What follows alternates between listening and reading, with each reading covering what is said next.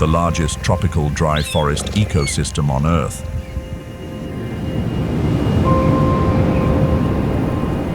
A place where the echoing roar of the lion tears through the air, holding every creature in a breathless pause. A leopard glides through the sparse brachystegia canopy, its gaze sharp and piercing like a blade. Miombo Woodland. Nicknamed the green lungs of Africa, but this has never been a peaceful forest.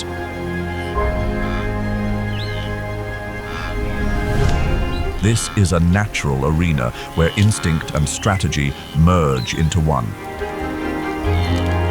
Before diving into the breathtaking chases, let us know where you're from in the comments below. It's a pleasure to meet you. Now, let's listen closely. Echoes of Miombo, predators of the Africa's woodland battlefield.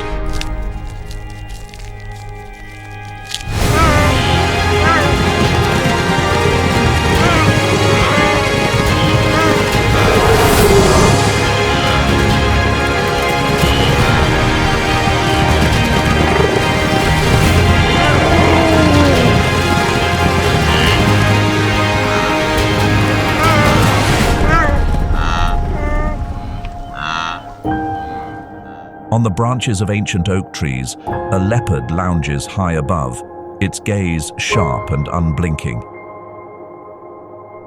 There's no room for idleness. It's silently assessing the scene below. A herd of wildebeest moves through the light morning mist, their hoofprints pressed into the dry earth. From afar, the calls of wild dogs ring out, their closing ranks, preparing for the hunt. The dry season arrives, pushing even the most resilient antelope to search for water. They are followed by the king of the savanna and the shadowy figures waiting to steal the prize. But before the herbivore can reach those precious drops of water, a sudden roll from the Nile crocodile turns the moment in a heartbeat.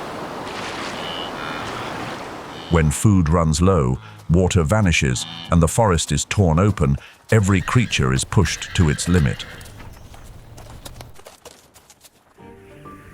If there's one place in Africa where nature still holds on to its raw wildness, it's the Miombo Woodlands. A name that may sound unfamiliar, yet it embraces nearly 1.9 million square kilometers, a vast stretch of tropical dry forest spanning Angola, Zambia, Tanzania, Mozambique, Malawi, and Zimbabwe.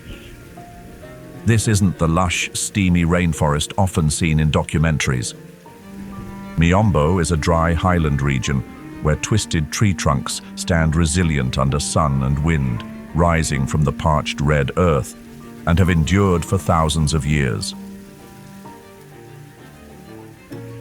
Miombo Woodland carries within it an ancient geological story. It was formed on the old rock foundation of the Central African Plateau, marked by nutrient-poor layers of oxysol and ultisol soil.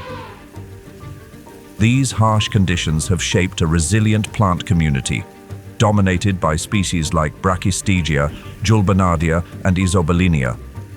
The earliest evidence of a woodland structure resembling today's Miombo appears in Tanzania, where plant fossils dating back around 46 million years depict dry tropical forests scattered with legume family trees.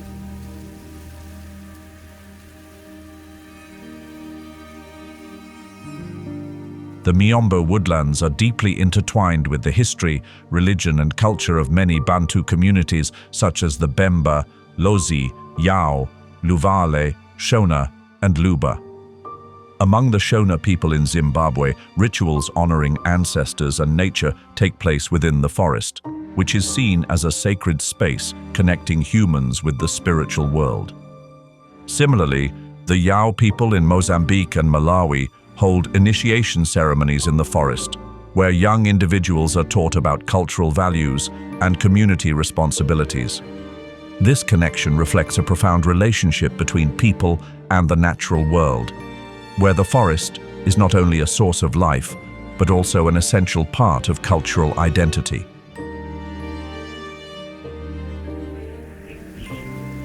The climate here isn't overly complex, but it is demanding. The rainy season lasts from November to April, bringing between 600 and 1,400 millimeters of rainfall each year.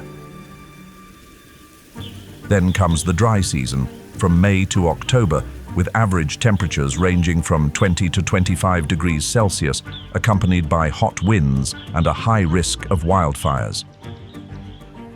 Whether sparked by nature or by humans, fire has become an essential part of Miombo's life cycle. Many plant species here only sprout after passing through flames, like life rising anew from the ashes. The Miombo ecosystem is home to over 8,500 plant species, with 54% found only in the Zambesian region. Miombo woodlands also host one of Africa's richest gatherings of wildlife, from forest elephants and lions to hundreds of unique bird species.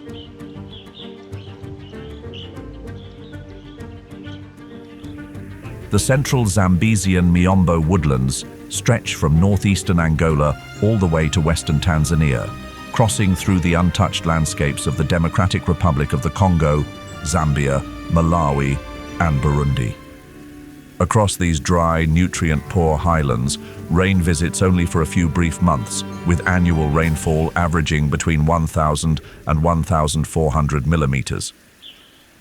But what truly sets this region apart is the 5-month-long dry season, a stretch of time long enough to test the endurance of even the most resilient creatures.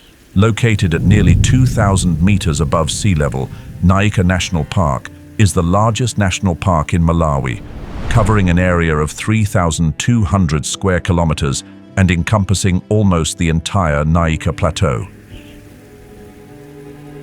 The name Nika in the local language means the place where the water begins, a phrase that's both poetic and geographically accurate.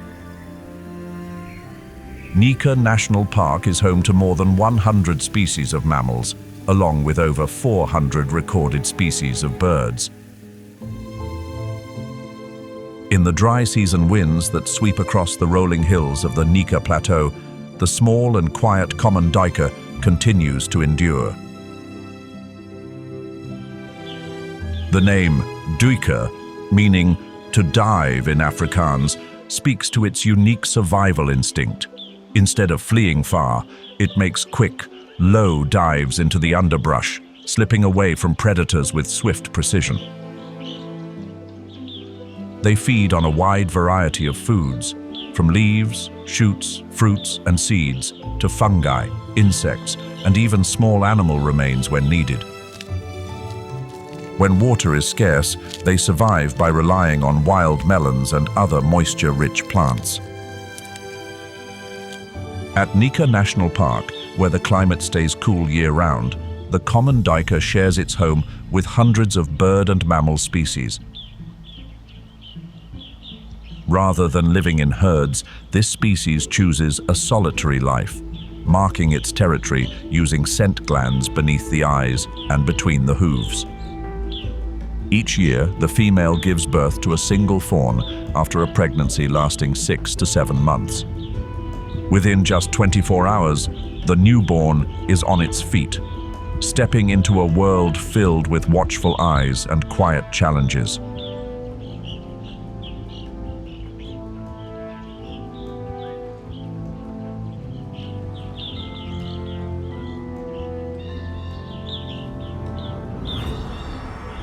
At Nika National Park, if side-striped jackals help sustain the food chain, then the leopard may well sit at the top of it. In this national park, they are the most frequently recorded predator, even more so than the lion. The rocky cliffs and sloping hills of Nika offer the perfect terrain for this agile, tree-climbing big cat to thrive in its ongoing fight for survival. As the sun sinks behind the treetops, the leopard begins to move, slipping between ancient trunks like a shapeless spirit. It is a solitary hunter. Its coat, patterned with rosettes, acts as perfect camouflage, allowing it to vanish into the dappled sunlight filtering through the forest. Every forest patch, every hillside, is a piece of its territory, clearly marked with claw marks on tree bark and a scent that is unmistakably its own. It had been watching the herd of antelope for hours, hidden in the shadows, completely still, as if it had melted into the dark bark of the trees. The leopard's eyes glow in the dark, powered by night vision 6 times sharper than that of a human. Every movement is measured with precision, silent, traceless, and deliberate. Suddenly, a powerful sideways leap, stretching nearly 6 meters, brings it right behind a lone antelope that had strayed from the herd. Before the prey can even turn its head, the pounce lands cleanly. The hardest part of the hunt is over, swift and seamless. The leopard never prolongs the struggle. It acts with speed, efficiency, and precision. But even with the prey in its grasp, the leopard's work is far from over. Soon after, it calls on every ounce of muscle and agility to drag the carcass up into the high branches of a tree.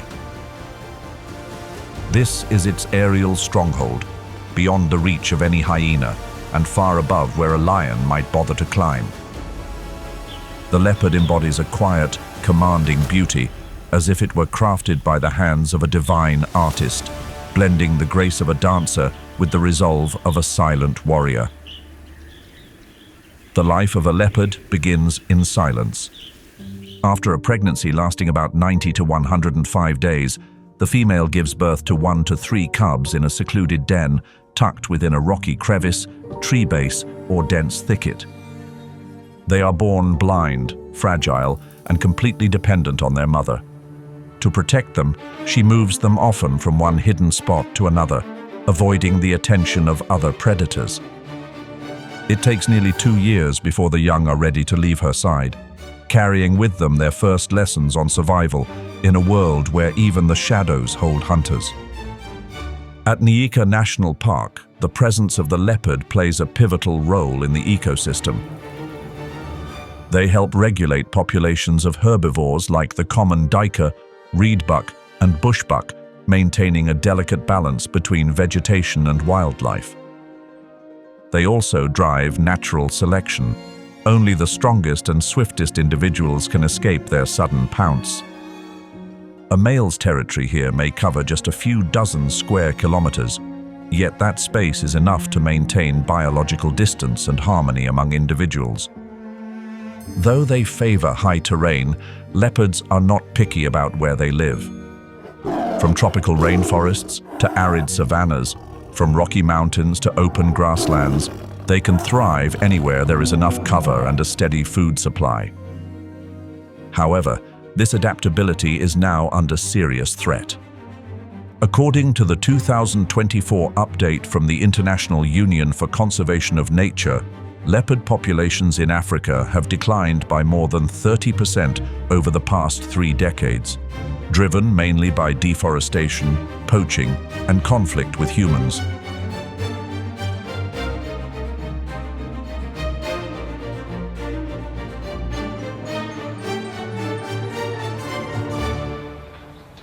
In the early mornings on the Nika Plateau, while the leopard rests draped across the tree canopy, quietly observing its surroundings, another solitary predator takes to the skies.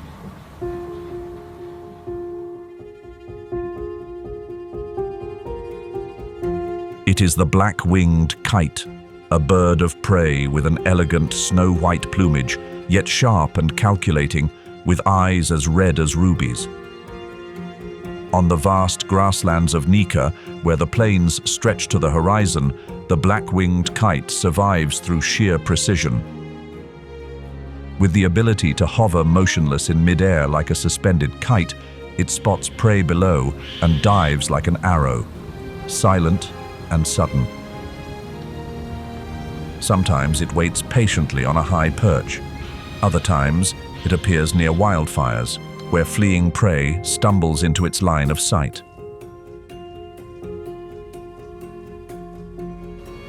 Remarkably, its zygodactyl feet, 2 toes facing forward, 2 facing backward, a rare trait among daytime raptors, give it an unshakable grip, locking down its catch with fierce control.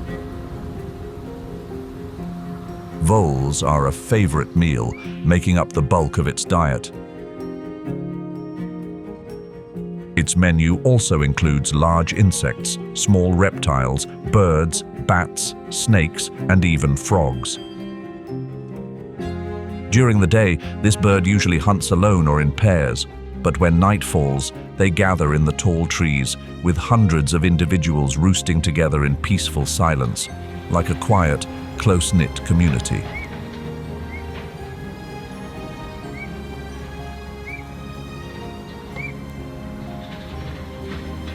At a lower elevation than Nyika National Park, Kafue National Park is the largest national park in Zambia and the second largest in Africa, covering an area of about 22,400 square kilometers. Established in 1950 and named after the Kafue River that flows through its heart, the park is a true biological treasure. Biodiversity in Kafue is marked by remarkable numbers: 152 species of mammals, 21 species of antelope, 515 bird species, 70 types of reptiles, 58 species of fish, and 36 species of amphibians. Biologists refer to it as an ecotonal zone, where the Miombo woodlands meet savanna and wetlands, creating overlapping ranges that support a rich variety of life.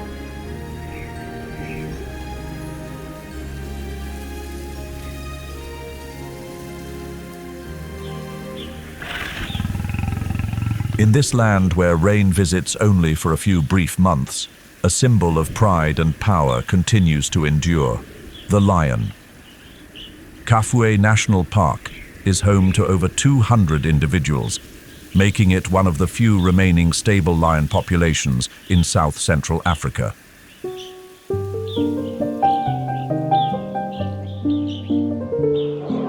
The African lions here belong to the subspecies Panthera leo melanochaeta, descendants of an ancient lineage that once roamed widely across the continent.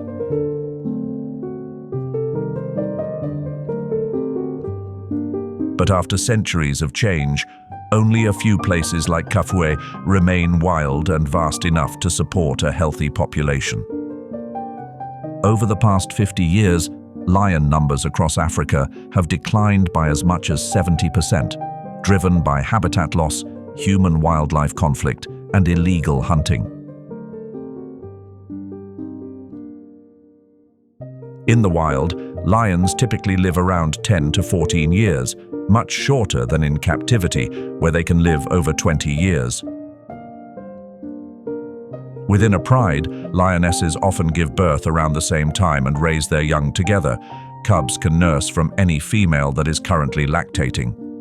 Even so, the mortality rate among cubs remains high, often reaching up to 50%, due to food shortages, illness, or, in some cases, being lost during power struggles when new males take over the clan. Males often have shorter lifespans than females, as they constantly face battles for dominance and the defense of territory. Their lives are a relentless cycle of patrolling, fighting, and safeguarding their legacy. Every paw print left in Kafue's dusty soil marks a chapter in a life shaped by challenge and unyielding trials. In the stillness, a group of lions moves silently toward a grazing herd of antelope, unaware that fate is closing in from multiple directions. Their bodies are built for the hunt, from powerful muscles and deep chests to retractable claws like hidden blades, all allowing the lionesses to move with barely a sound. Beneath their sun-bleached coats lies the strength to bring down even a full-grown buffalo. But in this hunt, their most formidable weapon is coordination. The lionesses split into groups, some circling ahead, others closing in from the flanks. They know their roles, as if rehearsed hundreds of times before. No signals are given, only the quiet rhythm of instinct and precision. In the decisive moment, just as the prey lifts its head, the lion's eyes lock on, guided by night vision 6 times sharper than a human's. An explosive burst from behind the bushes, legs coiled like springs, launches it forward with arrow-like force. In just a few fleeting seconds, the quiet grassland transforms into a stage of raw power and breathtaking speed. The chase lasts only a few minutes. Claws sink deep, jaws lock around the prey's neck, ending resistance in a swift, decisive hold. Victory doesn't belong to the fastest, but to the one that understands the true power of unity. A lion's diet is highly adaptable. At Kafue, they primarily hunt hoofed animals such as puku, red lechwe, hartebeest, and buffalo. But in lean times, they're willing to shift to smaller prey, or even steal a meal from hyenas. As the dry season stretches across the savanna, lion prides leave their familiar territories, quietly trailing the footprints of prey toward the last remaining waterholes.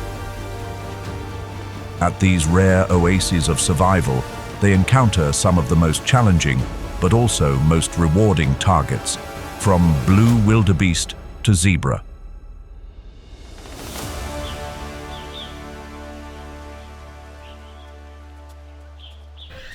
Unlike other plains zebra species, the Burchell's zebra in Kafue National Park features unique shadow stripes, faint, fingerprint-like markings that set each individual apart.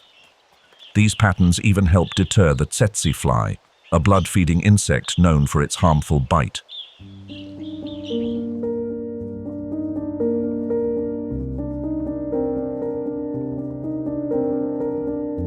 Each Burchell zebra stands up to 1.4 meters at the shoulder, weighs between 230 and 320 kilograms, and has a sturdy build with strong muzzles and powerful legs, well adapted to a nomadic lifestyle.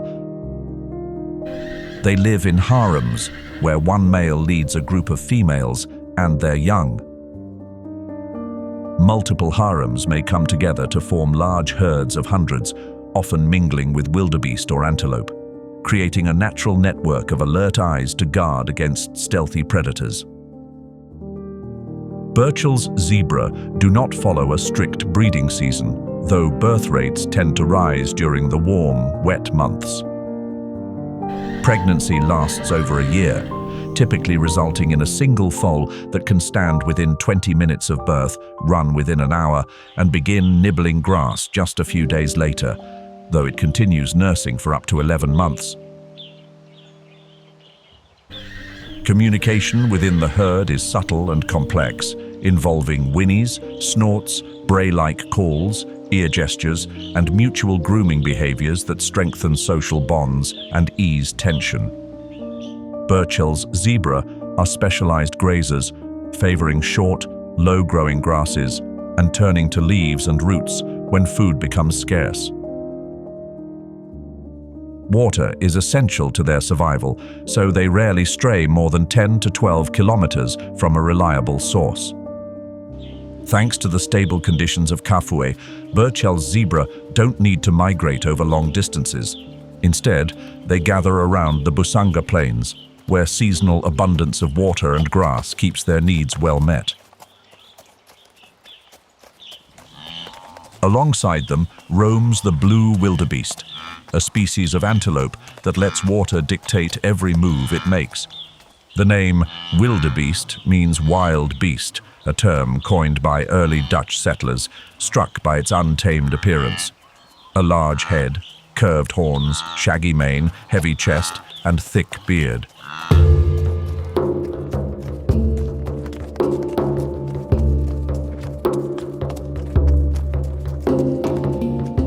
Despite their bulky look, they can run up to 80 kilometers per hour, using their seemingly unbalanced bodies to generate powerful thrust and maintain balance across rough terrain.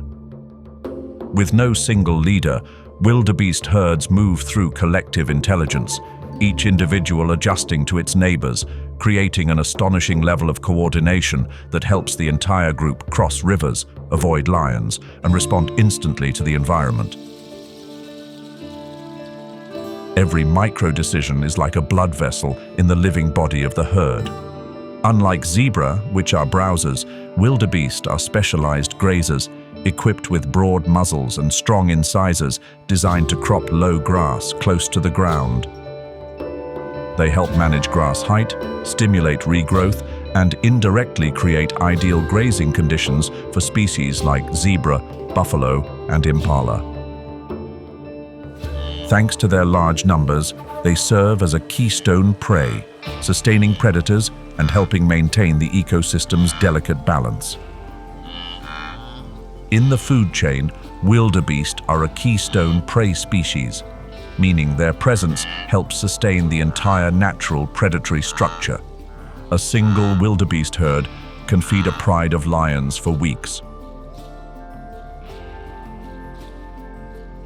When weaker or injured individuals are taken down, predators not only find their next meal, but also inadvertently carry out a form of natural selection, allowing the strongest wildebeest to carry on the genetic line. Across the silent grasslands, each herd moves like an instinctual dance, where every breath and every hoofbeat becomes a living rhythm in the wild symphony of Zambia's nature.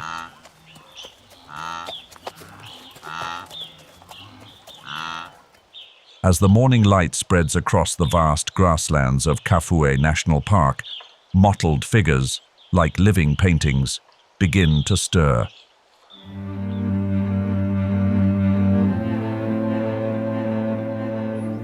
These are African wild dogs, some of the most resilient and intelligent hunters of the Miombo woodlands. With their distinctive coats blending patches of black, brown, white, and yellow, each individual carries a unique pattern, making it easy for them to recognize one another within the pack. The social structure of the African wild dog is remarkably tight-knit, led by an alpha pair. Only the alpha pair reproduces, but the entire pack takes part in caring for the pups, from guarding them to providing food. This forms a deeply bonded community where every individual plays a vital role in both the hunt and the survival of the whole pack. As the sun softens its glare, a pack of African wild dogs, the most efficient hunters of the savannah, stands ready for the chase. No hiding, no sudden ambush. Their strategy relies on endurance, speed, and an unshakable sense of teamwork. Leading the way is a fully grown individual, its large, rounded ears standing tall like biological antennas, not only capturing even the faintest sounds from distant prey, but also serving as natural radiators to release heat under the scorching sun. Behind it, the rest of the pack, more than 10 individuals, move in sync, each with long legs and lean bodies built for acceleration and the stamina to sustain speeds of up to 60 kilometers per hour. The African wild dogs close in bit by bit, taking turns at the front to maintain pace and gradually push their unfortunate target into a state of disarray. Fleeing is instinct for the prey, but endurance is the specialty of the wild dog. Each time the target tries to surge ahead, another wild dog charges forward to take the lead, like a fierce relay race among wild athletes. At last, when the prey's strength is spent, it stumbles, then collapses. The pack rushes in, feeding quickly and efficiently before hyenas or lions can catch wind of the feast. With their bellies full, the adult wild dogs return to the den, where they regurgitate partially digested food to nourish the pups and those injured or unable to join the hunt. A rare glimpse of selflessness in the wild, as if, Within the harshness of nature, there's still a trace of compassion that lingers. However, this species is facing a number of serious challenges.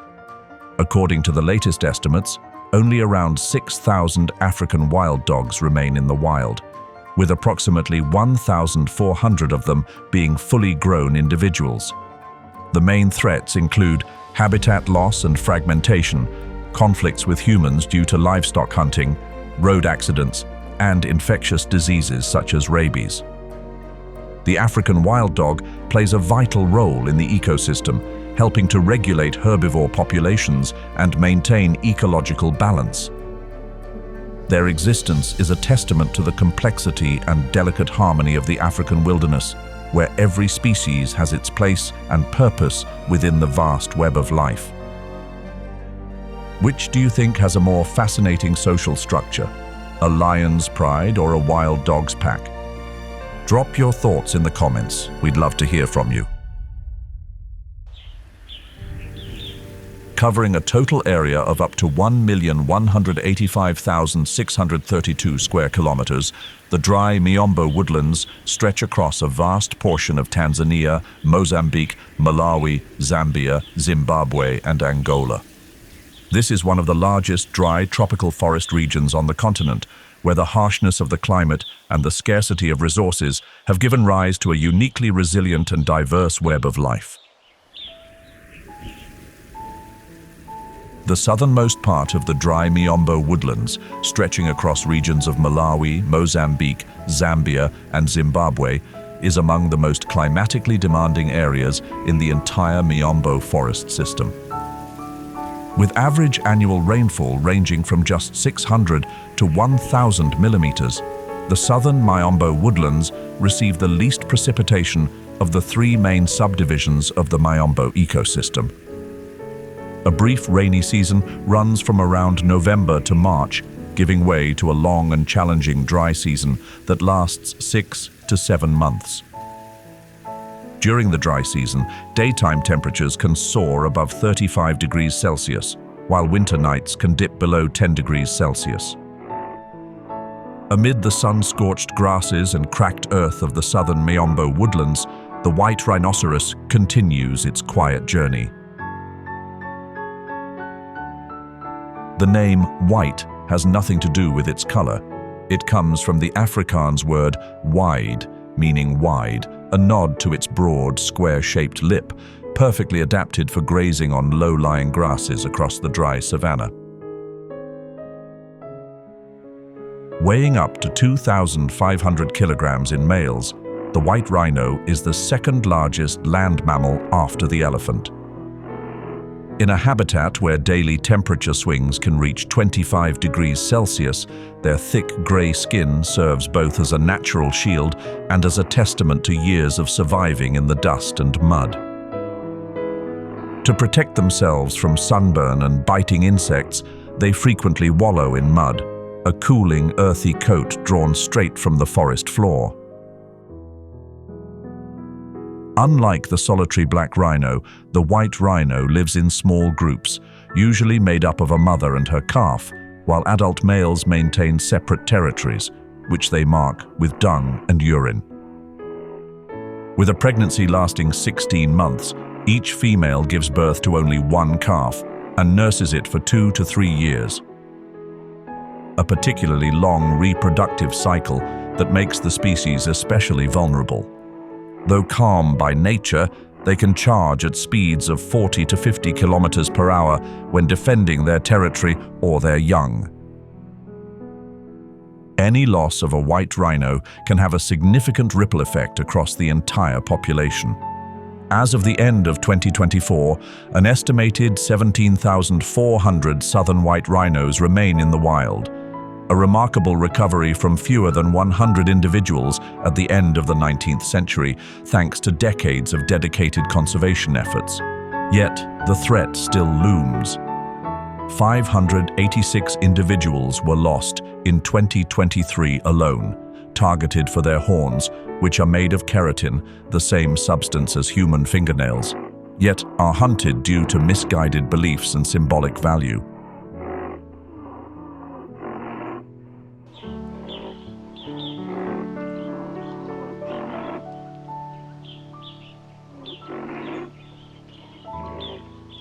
while the white rhino moves at a slow, steady pace across the sun-baked grasslands. A different rhythm pulses through the red dust plains in the distance. Common tsessebe dart through the heat and wind on long legs and slender frames.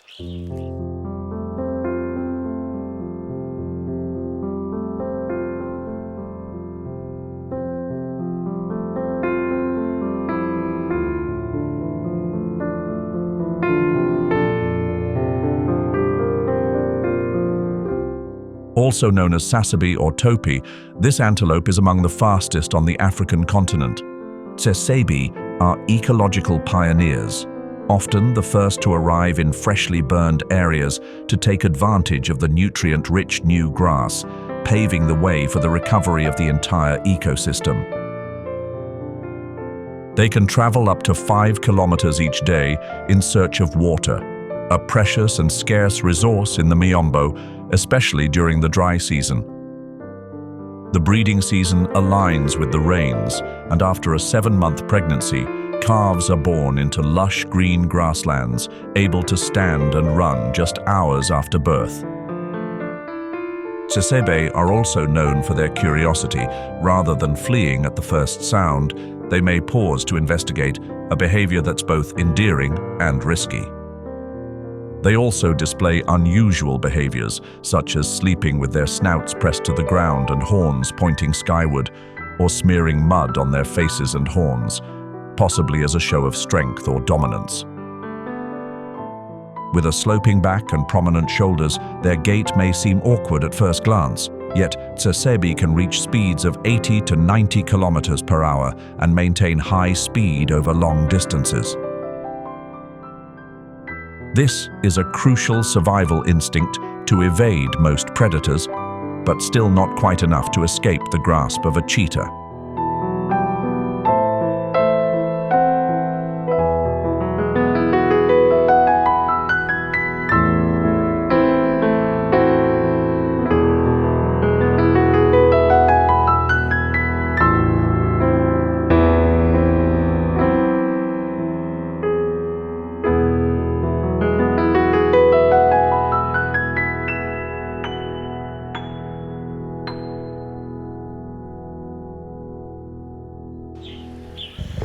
As the fastest land animal, the cheetah is also one of the most vulnerable creatures in this ecosystem.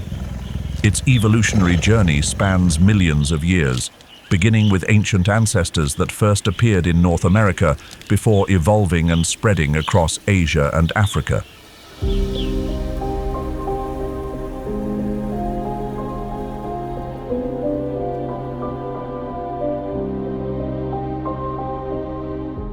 In a world where adaptability is key to survival, the cheetah has taken a different path, thriving not through sheer power, but through pure speed and refined skill. Females typically live alone, except when raising their young. In contrast, males, especially brothers, tend to form stable groups known as coalitions. Unlike lions, they don't patrol vast territories year-round, but instead shift their range with the seasons, following the movements of antelope herds or the availability of water. Up ahead, an antelope appears. Suddenly, its spine coils like a compressed spring, and the cheetah explodes into motion. In a heartbeat, it rockets from 0 to nearly 100 kilometers per hour in just 3 seconds. Its entire body seems to ignite with the wind, long, sinewy legs carving graceful arcs across the earth. Semi-retractable claws grip the ground tightly, maximizing traction. Every stride is a biological eruption, lungs expanding, an oversized heart pumping furiously, driving each heartbeat to the edge of its limit. In a decisive leap, the cheetah brings the prey crashing to the ground. Wasting no time, it holds the animal firmly until all movement comes to a still. But victory is never complete. Still gasping for breath, it tears into the meat, not out of hunger, but because a second race has begun, one against the thief. If a hyena arrives, all it can do is watch as its hard-earned meal is taken without a fight. The life of a cheetah is filled with risk, especially in the early years. Females carry their young for about 3 months before giving birth to 2 to 5 cubs, usually hidden away in tree hollows or thick brush, out of sight. Newborns are blind and fragile, making them easy targets for predators. Mortality rates can reach up to 90% within the first 3 months, mostly due to lions, hyenas, snakes, or even birds of prey. They only truly stand a chance once they're big enough to follow their mother on hunts, usually by their 2nd year. Though positioned near the top of the food chain, the cheetah's role in the ecosystem is not about dominance, it's about balance. By targeting prey that are weak, slow, or young, cheetahs help maintain genetic health and regulate herbivore populations. Avoiding direct competition with lions or hyenas, thanks to different hunting hours and distinct strategies, the cheetah adds to the diversity of how carnivore communities are structured and sustained. But precisely because they are not built for confrontation, cheetahs are especially vulnerable. Beyond pressure from predators, they now face a quieter but far more pervasive threat: humans.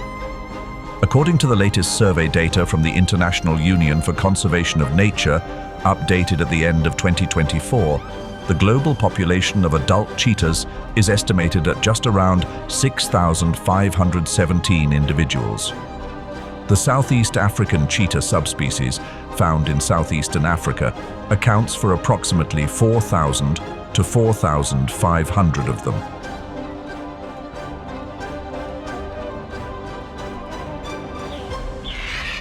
High above the Miombo woodlands, a large bird glides silently through the air.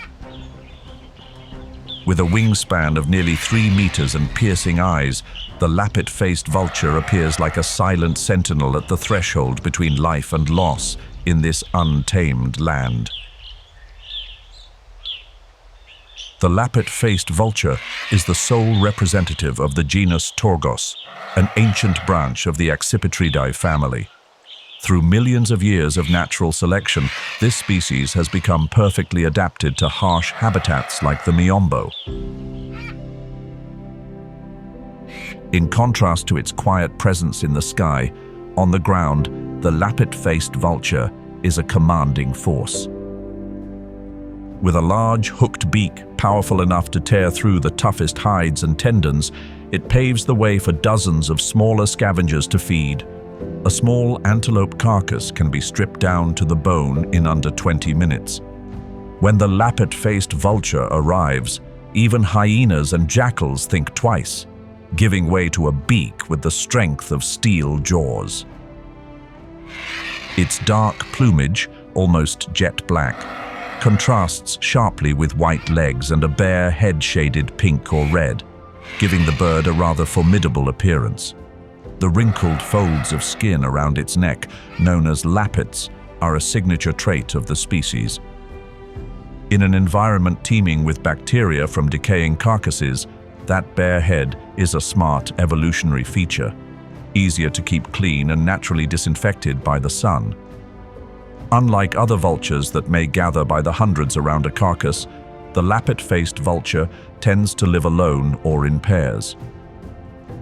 They form long-term monogamous bonds and choose tall trees like acacia or combretum to build their nests, keeping a respectful distance from other pairs.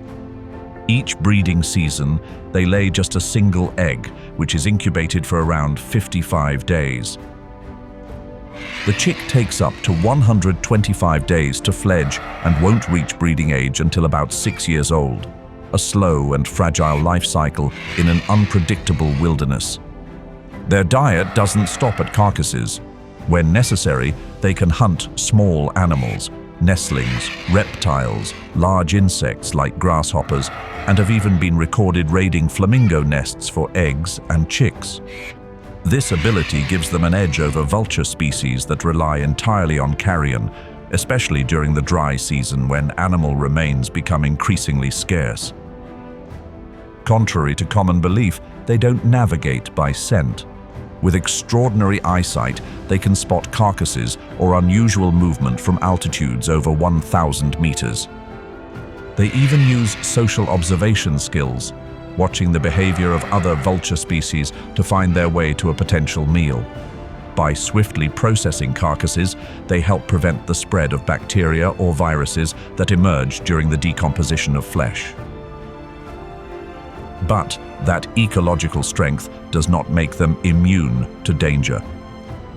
According to the International Union for Conservation of Nature, the lappet-faced vulture is classified as endangered. It is estimated that only about 6,500 mature individuals remain across Africa and the Arabian Peninsula.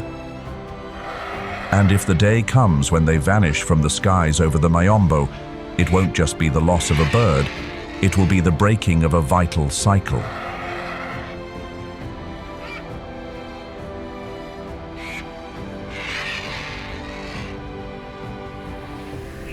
In contrast to the harsh conditions of the far south, the eastern Miombo woodlands, located in northern Mozambique, southern Tanzania, and southeastern Malawi, offer some of the most favorable climate conditions in the entire Miombo ecosystem. Eastern Miombo falls under a subtropical climate, with a distinct rainy season stretching from November to April, and annual rainfall ranging from 1,000 to 1,400 millimeters, a relatively high amount compared to other Miombo regions. The dry season lasts from May to October, but thanks to high soil moisture and dense canopy cover, wildlife continues to sustain steady biological activity. With terrain made up mostly of hills interwoven with river valleys, this region serves as a key habitat for many species of wild animals.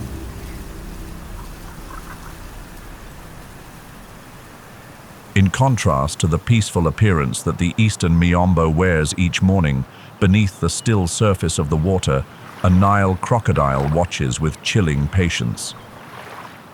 If an antelope carelessly disturbs the water's calm, it may pay a steep price. Adult males can grow up to 5 meters in length. Their thick skin is reinforced with tough osteoderms, bony plates that help them withstand bites, impacts, and even the claws of would-be attackers. The long jaws, equipped with 64 to 68 sharp, cone-shaped teeth that are continuously replaced, are designed to hold tight and break down prey rather than chew. Behind them, a muscular tail powers swift movement through water and serves as a weapon strong enough to knock a full-grown antelope off its feet. Nile crocodiles are not fond of unnecessary movement. They can lie motionless for hours, sometimes even days, waiting for a single moment of carelessness from their prey. Shallow forest pools or steep riverbanks make perfect ambush sites. One deep dive, and they vanish from sight. Then suddenly, the massive body launches from the water like a spear. Once it clamps down on its prey with that powerful jaw, the Nile crocodile often performs a forceful spinning motion, known for its sheer intensity, to weaken resistance or drag the victim beneath the surface. Their diet knows almost no limits. Fish, waterbirds, turtles, small to medium-sized mammals, even smaller Nile crocodiles, are all potential targets. There have even been recorded attacks on zebras crossing rivers, and occasionally even lions when forced too close to the water's edge. During the rainy season, when the soil softens and temperatures are just right, the female begins the breeding process. She digs a sand pit or builds a mound of decaying vegetation to lay between 25 and 80 eggs, then guards the nest day and night, ready to defend it fiercely from any intruder. After about 3 months of natural incubation, soft clicking sounds, like tiny metallic taps, can be heard from inside the shells. It's the signal that the young are ready to hatch. With fierce, wild instinct tempered by maternal care, the mother crocodile gently carries her hatchlings in her massive jaws to the water's edge, where their first lessons in survival begin. Nile crocodiles can live up to 70 years in the wild, and in rare cases, over 100 years in captivity. But such longevity is hard-won. Hatchlings are highly vulnerable, easy prey for birds of prey, large fish, or even adult crocodiles of their own kind. From the moment they hatch to the day they reach the top of the food chain, their lives are marked by relentless challenges, a vivid testament to the unforgiving natural selection they've managed to survive.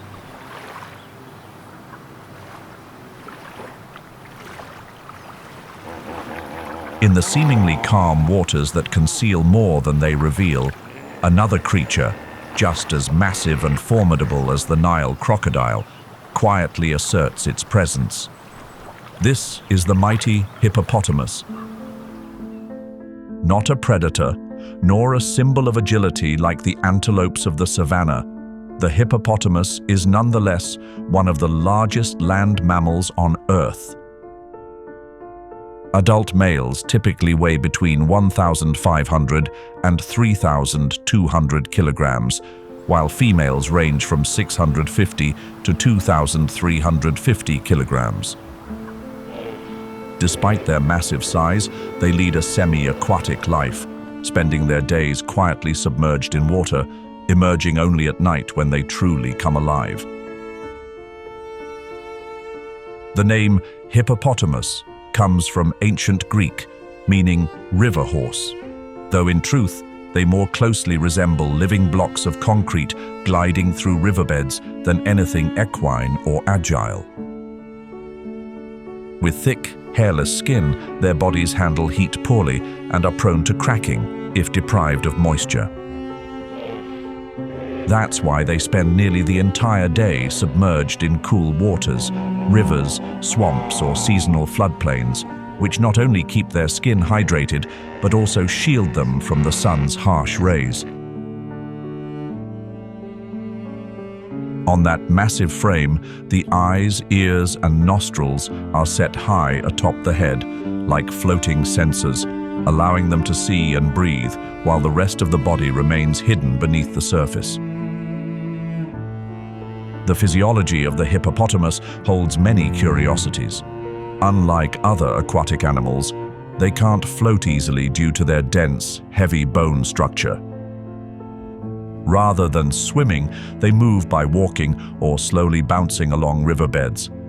At night, when the sun sets and temperatures drop, they emerge from the water and begin their nightly search for food. One individual can travel several kilometers in a single night, consuming up to 30 kilograms of vegetation. Mostly wild grasses growing along riverbanks or beneath the sparse forest canopy.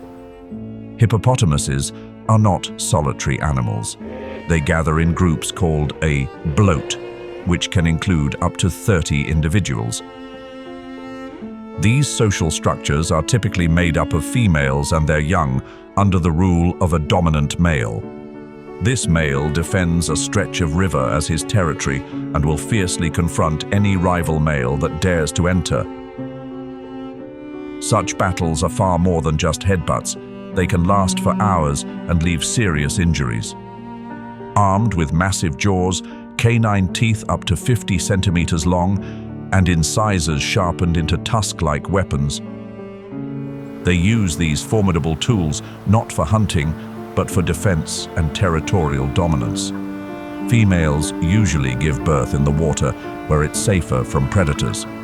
From the moment they're born, calves instinctively know how to close their nostrils and ears to nurse underwater.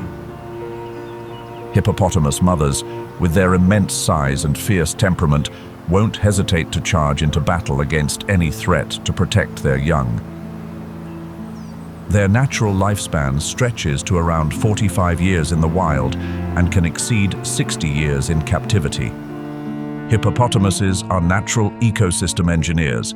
Their nightly grazing helps control the growth of vegetation along riverbanks and floodplains. Their waste, rich in organic matter, serves as a vital nutrient source for aquatic ecosystems, supporting a stable food chain for many other species.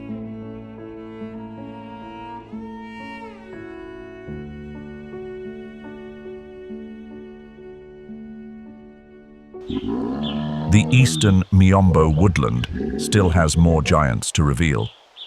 The Maasai giraffe, the tallest land animal on Earth, is also a resident of this richly diverse ecological region.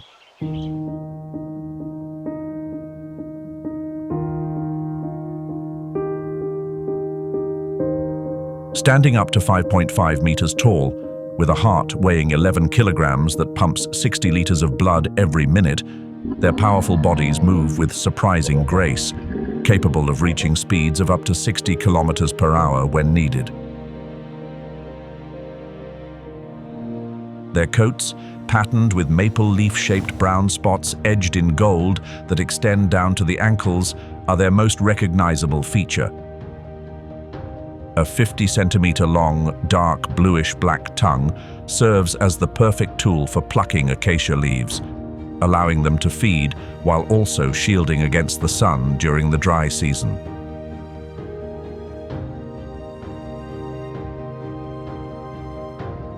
Though gentle by nature and towering in size, males often engage in ritual combat known as necking, which leaves noticeable swellings on their ossicones. Males typically have bald ossicones from repeated clashes, while females retain a soft layer of fur on theirs. Some males even develop an extra ossicone between their eyes, adding to their rugged appearance.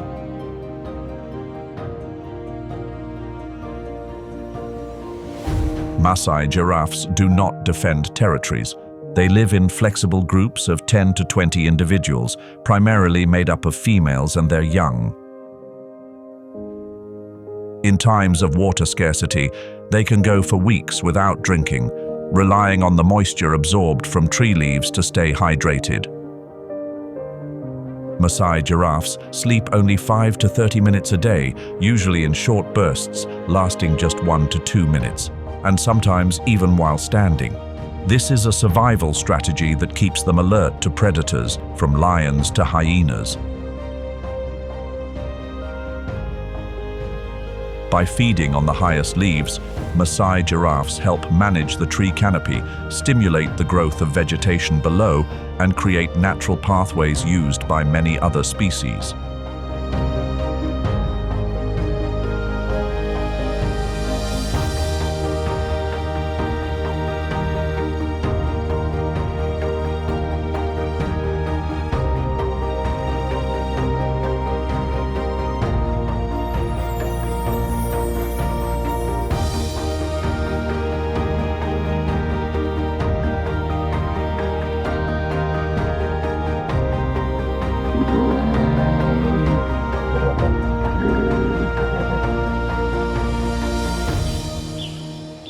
Under the golden stretch of sunset over the seasonal wetlands, the saddle-billed stork stands like a living statue. With a height of 1.5 meters, a wingspan over 2.7 meters, and a vivid red bill marked with a black stripe and a yellow saddle near the base, the saddle-billed stork is one of Africa's largest and most easily recognized stork species.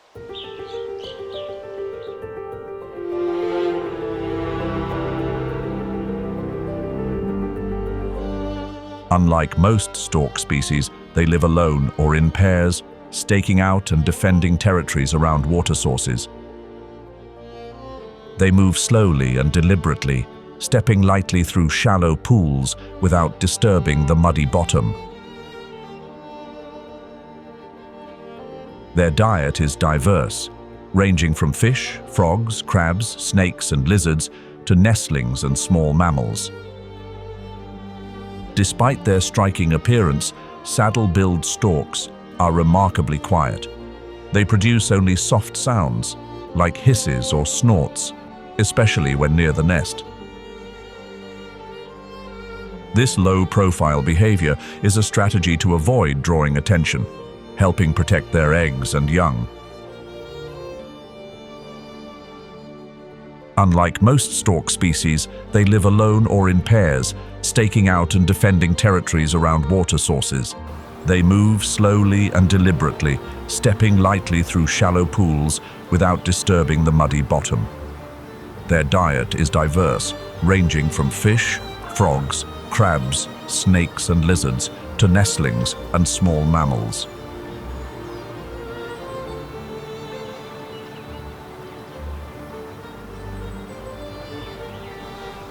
If the saddle-billed stork is the vibrant, eye-catching stroke in a rain-soaked wetland painting, then the grey heron is quite the opposite, subtle, understated, yet full of quiet intention.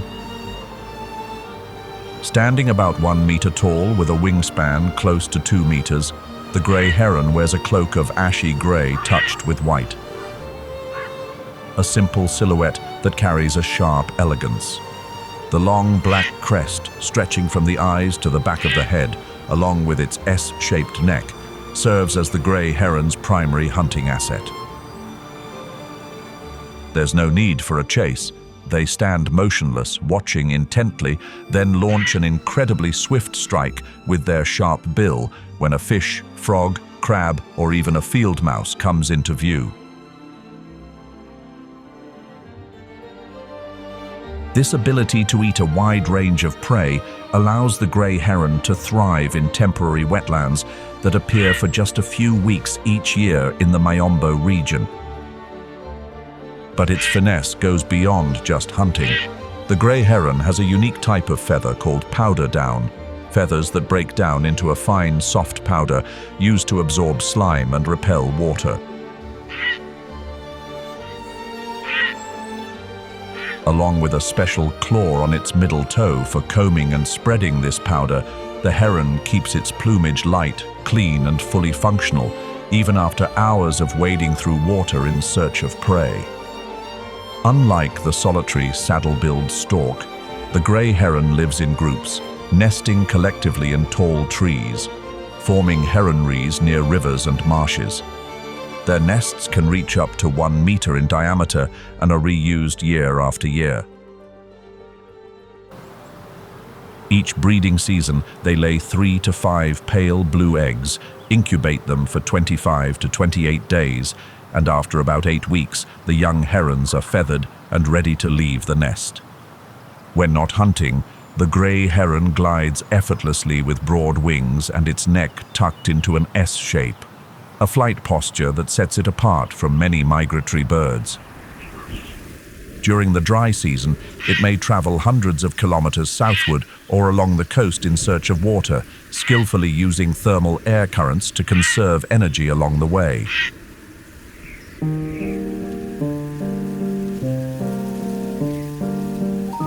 If the grey heron hunts with a sharp spear-like bill, the African spoonbill relies on its flat, spoon-shaped bill, sweeping it back and forth across the water's surface to detect prey through touch. Its blue-grey bill, edged in red, vivid red legs, and pure white plumage create a look that's both simple and striking. That spoon-shaped bill is a finely tuned survival tool used in a behavior known as scything, a side-to-side sweeping motion through shallow water to locate fish, shrimp, larvae, and aquatic insects.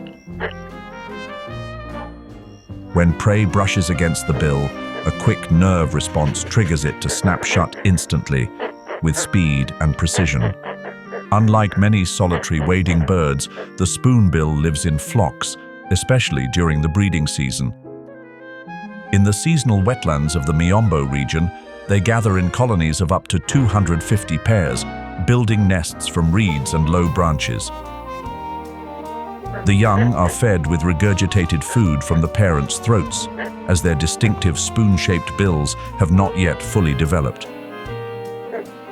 While the young birds are still learning how to use their gradually spoon-shaping bills, the world around them is already beginning to shift. The shallow pools dry up quickly under the late-season sun in the Miombo. This is also when groups of adult African spoonbills begin to leave their nests, moving toward lower-lying areas. Without a fixed migration pattern, they follow the changing rhythms of weather and landscape, a flexible, seasonal kind of nomadic life. The spoonbill doesn't ask for much, just a few dozen centimeters of water, a low bush, and a handful of tiny creatures to survive. But preserving that simple life means protecting the complex ecological structure it depends on. In the eastern Miombo, where a single rainfall can trigger an entire breeding season, the presence of the African spoonbill becomes one of the most sensitive ecological signals, showing that water still lingers, life still flows, and nature hasn't fallen completely silent. So, which hunting strategy do you find more fascinating? The African spoonbill sweeping its bill through the water, or the grey heron striking with its spring-loaded neck? Drop your thoughts in the comments below. The Angolan Miombo woodlands stretch across much of central Angola and extend into the southern part of the Democratic Republic of the Congo, shaped by a tropical humid climate thanks to their proximity to the equator and elevated plateau terrain. The rainy season, lasting from November to March, sustains the rich biodiversity of this ecosystem. Starting in April, the dry season brings hot temperatures, low humidity, and intense evaporation, causing the ground to dry out quickly. This is the most demanding time of year, requiring remarkable adaptations from the species that call this region home.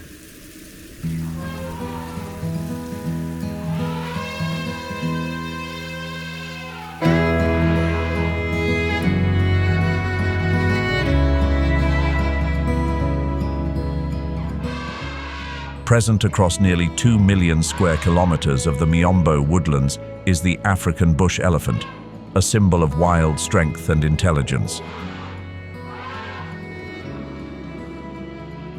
Standing up to 3 meters tall and weighing over 6,000 kilograms, it holds the title of the largest land-dwelling animal on Earth. But that physical power is only part of the story. What has truly carried it through the centuries is an extraordinary ability to adapt to the ever-shifting challenges that nature in the Miombo region continually presents. When the waterways dry up, the African bush elephant begins to rely on memory, not just the memory of a single individual, but the collective memory of a lineage shaped by nature over hundreds of years. Memory is considered one of their most vital survival abilities. The African bush elephant can recall the exact locations of underground waterholes and ancient paths winding through the Miombo woodlands.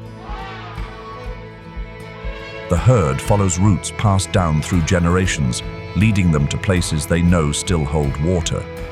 At that point, their tusks become natural tools, like picks, helping them dig deep into the dry earth to uncover hidden sources of water. An adult elephant consumes up to 150 kilograms of vegetation each day on average.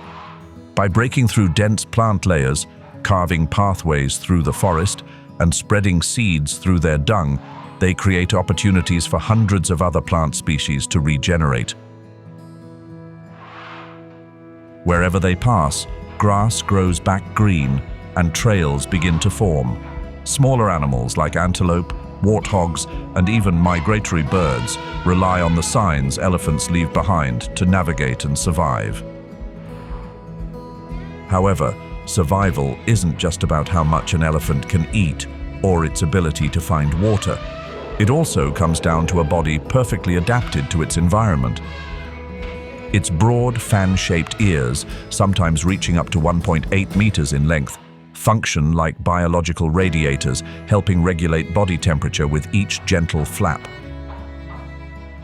Its trunk, a fusion of nose and upper lip containing over 40,000 muscles, is not only a tool for drinking and foraging, but also a highly expressive instrument of emotion and communication. A gentle touch of the trunk can signal comfort, a warning, or even a quiet expression of sorrow for a fallen companion. The social structure of the African bush elephant is distinctly matriarchal. Each herd is led by a mature, experienced female, often the oldest member of the group. Under her guidance, the herd, made up entirely of females and young elephants, learns how to read environmental cues, steer clear of potential threats, and maintain strong internal bonds. Males, once they reach maturity, leave the herd to live alone or form small groups known as bachelor groups. This separation not only helps preserve the herd's stability, but also encourages genetic diversity during the rare and selective breeding seasons. The African bush elephant has an average lifespan of 60 to 70 years in the wild. What makes this species particularly vulnerable, however, is its slow reproductive rate.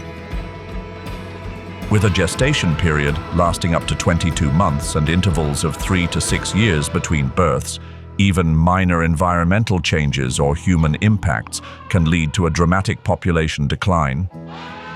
In Angola, where war and poaching once caused elephant populations to plummet, their numbers are now showing signs of recovery thanks to conservation efforts jointly carried out by the government and non-profit organizations such as the Worldwide Fund for Nature and Elephants Without Borders. However, challenges like ivory poaching and conflicts between humans and wildlife still persist on a daily basis. And it is in this very place, where nature can be most unforgiving, that the world's largest land animals continue their tireless journey, leaving behind winding trails that lead to life.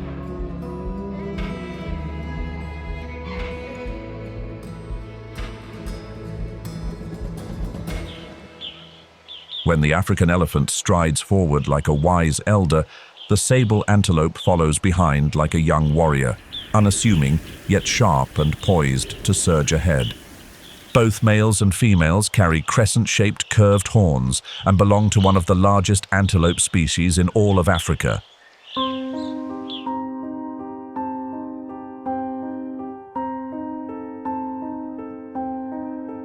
A fully grown male stands about 140 centimeters at the shoulder and weighs around 235 kilograms, combining agility with the strength to stand its ground, even against a lion if challenged. Its solid, muscular build, paired with razor-sharp horns, makes it a formidable presence in the harsh, open woodlands it calls home.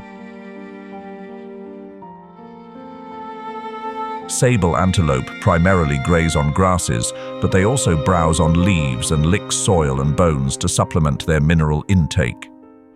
They prefer areas with shrubs, grasslands, and permanent water sources, and while they usually roam within a limited range, their movement patterns shift with the seasons, gathering into large herds during the dry season and breaking into smaller groups in the rainy season, depending on food and territory.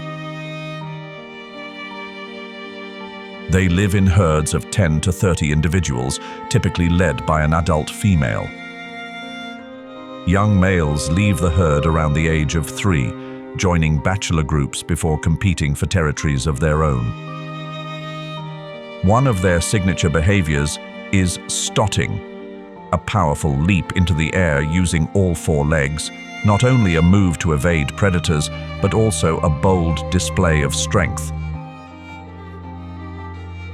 Currently, the conservation status of sable antelope is listed as least concern by the International Union for Conservation of Nature, thanks to stable populations across several countries such as Angola, Zambia, Mozambique, and Namibia. However, certain subspecies like the giant sable antelope, which is endemic to Angola, are classified as critically endangered, with fewer than 150 individuals remaining in the wild as of 2024. They are mainly found around protected areas such as Kafue National Park and Luando Reserve.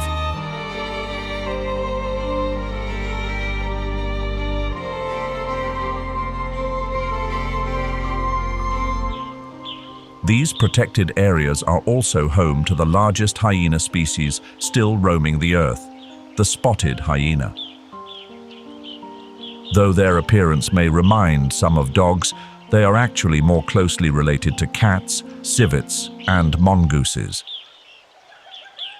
Evolving around 10 million years ago, their ancestors once spread across Europe and Asia, but today they are mostly found in sub-Saharan Africa. In the Miombo woodlands, they play a vital role in the ecological web, from forest edges to grasslands dotted with shrubs, landscapes where hunting activity is a regular part of life.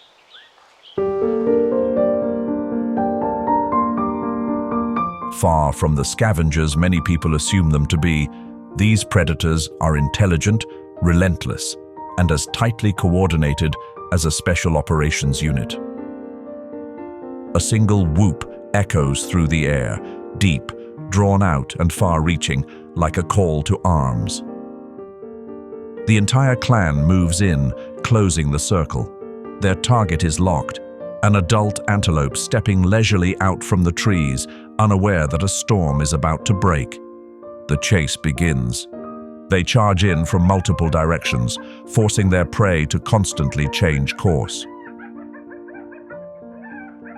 Unlike cheetahs that rely on sudden bursts of speed, spotted hyenas make use of their endurance, maintaining a steady pace of around 10 kilometers per hour for hours on end. Their signature laugh rings out, a tense electric sound in the heart of the pursuit. They coordinate with remarkable precision, using vocal signals, body posture, and even scents from specialized glands to communicate within the clan. When the critical moment arrives, they can accelerate to speeds of up to 60 kilometers per hour in just seconds, enough to deliver a decisive pounce.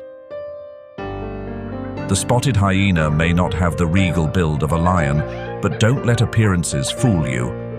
A fully grown individual can weigh up to 80 kilograms, armed with powerful jaws that deliver the strongest bite force among all land-dwelling mammals relative to body size. That bite is strong enough to break through bones up to 5 centimeters thick, unlocking the rich, creamy marrow inside, something many other predators have to leave behind. The society of the spotted hyena is considered one of the most complex social structures in the mammal world. They live in clans that can include up to 80 individuals, led by a dominant adult female who is larger and stronger than the others. This matriarchal system determines the entire clan's hierarchy. High-ranking females have first access to food and mate with the most desirable males. Once males reach maturity, they leave their birth clan and attempt to join a new one, usually starting at the lowest rank in the social ladder. Newborns come into the world with their eyes open, baby teeth fully in place, and a strong instinct to compete. Rivalries can begin right in the den if milk is in short supply. Although each mother raises only her own young, all the cubs are cared for within a shared space known as a communal den, a central hub that strengthens clan bonds and allows the young to start learning social behaviors from an early age. Spotted hyenas are not only skilled hunters, but also serve as invisible coordinators within a dynamic ecosystem. In the cycle of life that plays out across the Miombo woodlands, they have established their role as ecological cleanup crews, reinforcing the idea that nature wastes nothing, not even the last remaining shards of bone.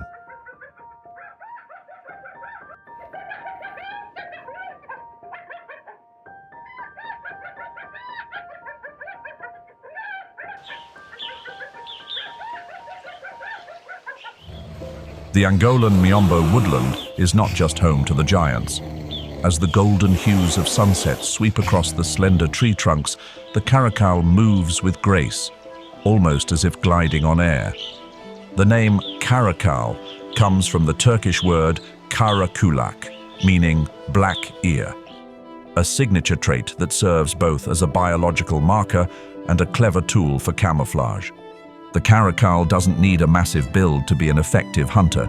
Its reddish-gold coat blends seamlessly with the dappled light of the Miombo, while its ears, each powered by over 20 muscle groups, can rotate 180 degrees, allowing it to pinpoint prey from even the faintest sound. Capable of leaping up to 3 meters high, it can snatch birds mid-flight thanks to its spring-like hind legs. When it doesn't finish a large meal, the caracal hides the remains to return later, avoiding theft by jackals or leopards.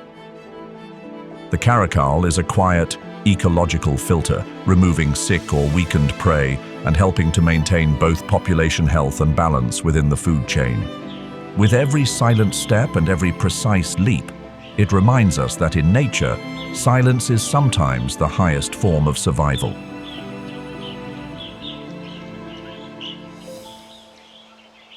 For all its incredible biodiversity, the Miombo is bearing deep scars. According to research by the Worldwide Fund for Nature, over the past 40 years, nearly 30% of the Miombo woodland has been lost, shrinking from about 2.7 million square kilometers to just 1.9 million square kilometers. The primary drivers are deforestation for agriculture, timber harvesting, and charcoal production, livelihoods that sustain millions of local people, yet also strike hard at the heart of this fragile ecosystem. Climate change is making the situation even more severe. Scientists warn that if global temperatures rise by another 4.5 degrees Celsius, over 90% of amphibian species, 86% of bird species, and 80% of mammal species in the Miombo could disappear. Illegal hunting, especially for rhino horn and elephant ivory, also poses a major threat to this unique environment.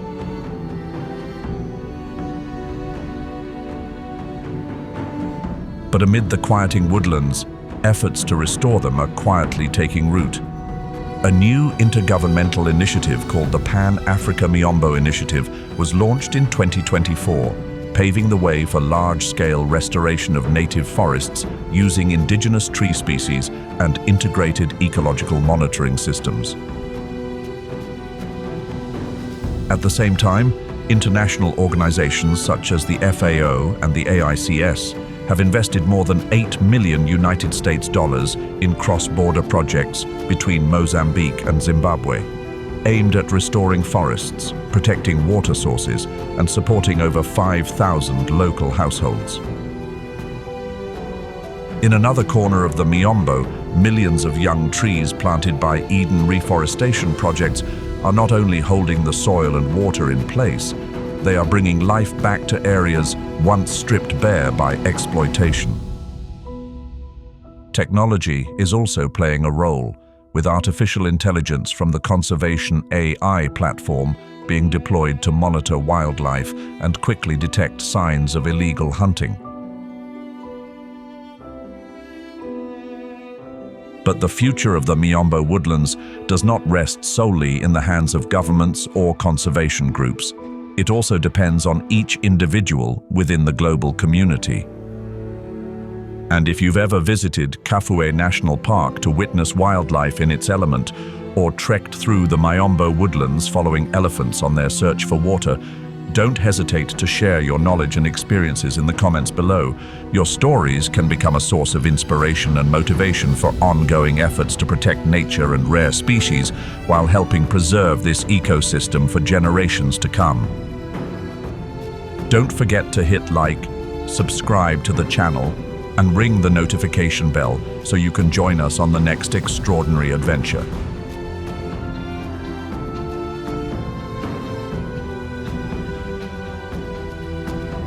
Or keep following the survival journeys of wildlife in other regions through Luangwa Unveiled, Deep in the Valley of Hunters, or Wild Kilimanjaro, Survival on Africa's Rooftop.